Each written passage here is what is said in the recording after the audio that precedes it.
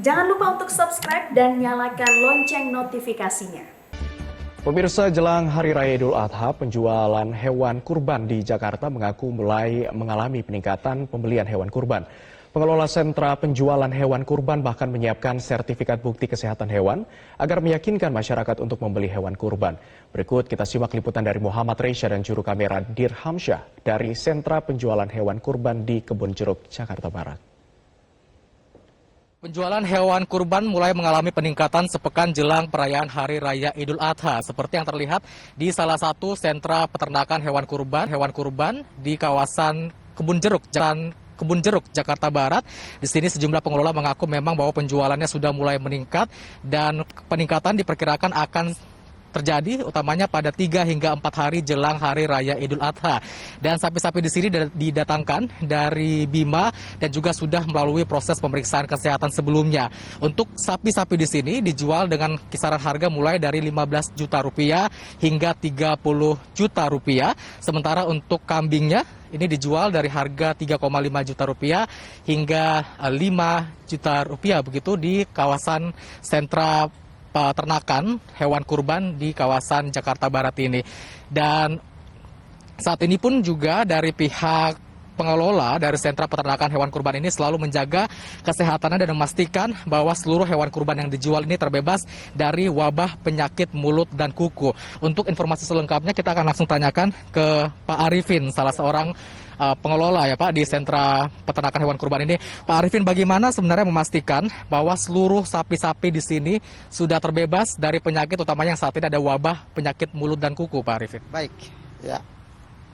Ya, untuk mengetahui bahwa sapi-sapi ini mengalami penyakit mulut dan kaki. Nah, kalau penyakit mulut, mereka makannya itu keluar busa di mulutnya itu tidak berhenti-berhenti. Jadi itu sudah pasti mengalami penyakit hal seperti itu. Nah, kemudian makannya berkurang. Sapi-sapinya makannya berkurang. Kemudian dia malas berdiri. Jadi sering tidur. Jadi sapi-sapi kami alhamdulillah sapi-sapi di sini sudah segar semua. Sehingga sudah tidak ada yang bisa dikhawatirkan ya untuk penyakit yang namanya penyakit PMK. Dalam kondisi sehat, sudah dalam kondisi segar.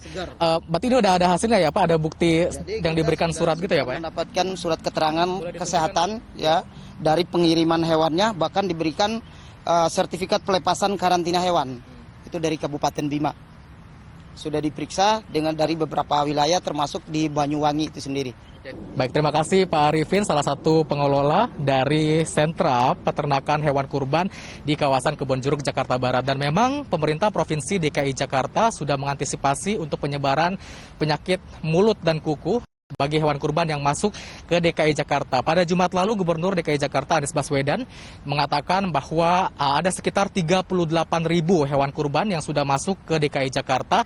Masih ada sekitar 5.000 lagi hewan kurban yang kemungkinan akan masuk di DKI Jakarta. Dan dipastikan bahwa seluruh hewan kurban yang masuk ke wilayah DKI Jakarta sudah sehat dan dalam kondisi yang baik. Bahkan juga dari pemerintah Provinsi DKI Jakarta sudah menyiapkan sekitar 800 tenaga pengawas dan juga tim medis atau dokter hewan untuk memantau kesehatan dari hewan-hewan kurban sebelum nantinya dijual atau akan digunakan ketika pada Hari Raya Idul Adha.